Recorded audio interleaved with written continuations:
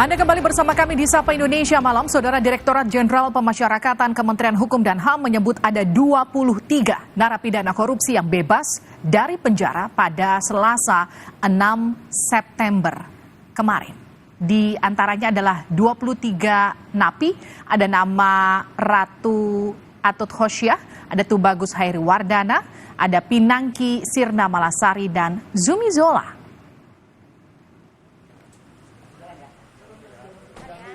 Direktorat Jenderal Pemasyarakatan Kementerian Hukum dan HAM menyebut ada 23 narapidana korupsi yang bebas dari penjara pada hari Selasa 6 September 2022. Hal ini dipertegas pernyataan Kabag Humas dan Protokol Ditjen Pas Kemenkumham, Rika Aprianti.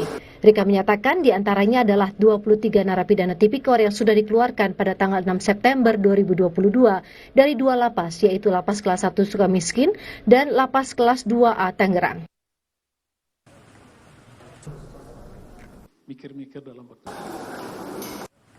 Dari 23 nama, ada 6 diantaranya, yakni Ratu Atut Khosyah.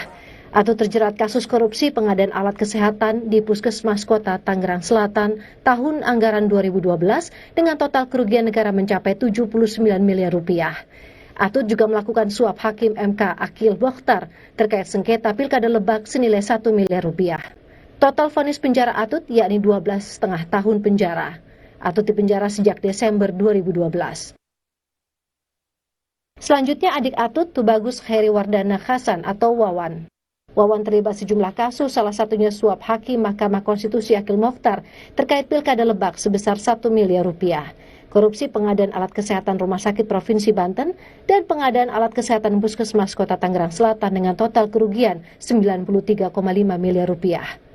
Wawan divonis 13 tahun penjara. Wawan dipenjara sejak Oktober 2013. Selanjutnya Pinangki Sirna Malasari. Pinangki terlibat kasus Joko Chandra dan terbukti menerima suap sebesar $500.000 Amerika Serikat.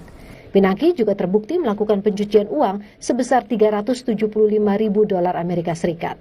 Pengadilan Tipikor memvonis Pinangki 10 tahun penjara, namun dipangkas 4 tahun oleh Pengadilan Tinggi DKI Jakarta. Pinangki ditahan sejak Agustus 2020.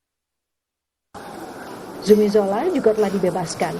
Ia terjerat kasus gratifikasi lebih dari 40 miliar rupiah.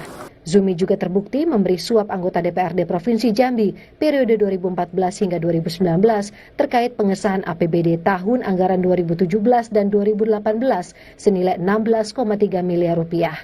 Zumi Zola divonis penjara 6 tahun. Zumi ditahan pada April 2018. Ini pembebasan bersyarat juga telah menjalani. Kemudian ada nama Patrialis Akbar, mantan Hakim MK ini menerima suap pengusaha Basuki Hariman sebesar $50.000 Amerika Serikat. Patrialis divonis 7 tahun penjara sejak Januari 2017.